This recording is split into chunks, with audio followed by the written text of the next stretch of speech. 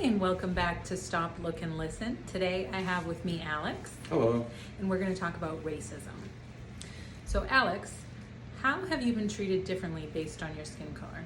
I've been treated differently through past experiences, going into stores or just walking out in streets or like sidewalks and everything. Or if I've been walking through a crosswalk or waiting for the light to turn, waiting for the crosswalk sign to turn on, and I can see people telling their passengers to either lock the door, or I can see their movement, or just weird things like just signs. And by signs I mean being a person of color, you just start to recognize certain things, and through certain experiences that it's not a coincidence. Usually you can tell by someone's movements of their eye or their body language that like they're thinking you're going to do something bad, or they're preparing of something bad happening. But other than that, like going into stores, just try to have a few rules.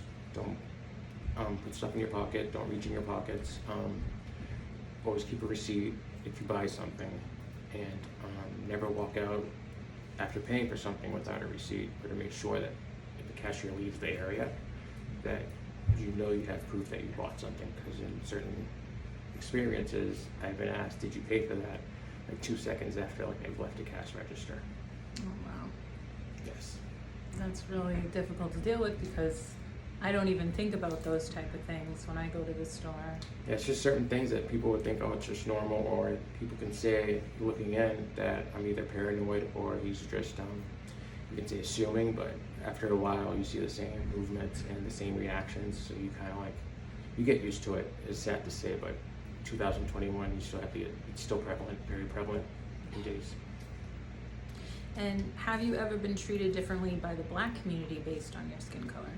Yes, men and women, like in earlier stages of my life, like in middle school, Black girls used to say that I wasn't Black enough, or my hair was too good. I wasn't really accepted by the Black female population at school, but I had a few good friends. Like one of my best friends, he used to be very protective of me when it came to Black females, young Black females, because he would always defend me, or just say certain things if they start to say things about me. Again, they comment about my color or my hair and saying that I wasn't Black enough. Like, how can someone not be Black enough just because of I have enough melanin in me? But it happens. And did you experience any sort of that treatment from being in biracial relationships? Yes. In one relationship, the female's father was very hard on her, even though that he was a darker complexion than me. Certain things he would take away from her, like certain privileges as to eating or taking showers in their own house. But come to find out, he wasn't very truthful himself when it came to color, because he was obviously hiding something. And I always thought people that treated other people of color like that, usually they're just afraid to admit that they like people of color, but they just thought that if they made fun of them, people would think that they wouldn't associate with them. Oh wow. So all around, you're getting it from all kinds of different angles. Yes. And it's just weird to say, again, people say I'm just paranoid, or people of color, people of my complexion, or just bringing up the race card. But after a while, you really do start to see the same exact movements when you walk into a store, or you're passing someone by, walking casually, or walking out of a store, because usually they try to get out of your way, or they just stop and make sure they have a good hold on their kids or their partner or their belongings.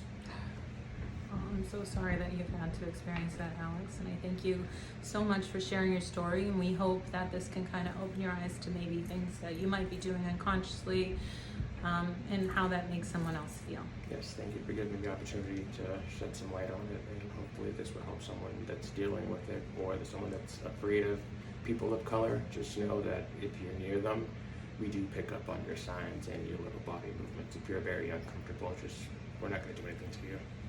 Thank you, Alex. You're welcome.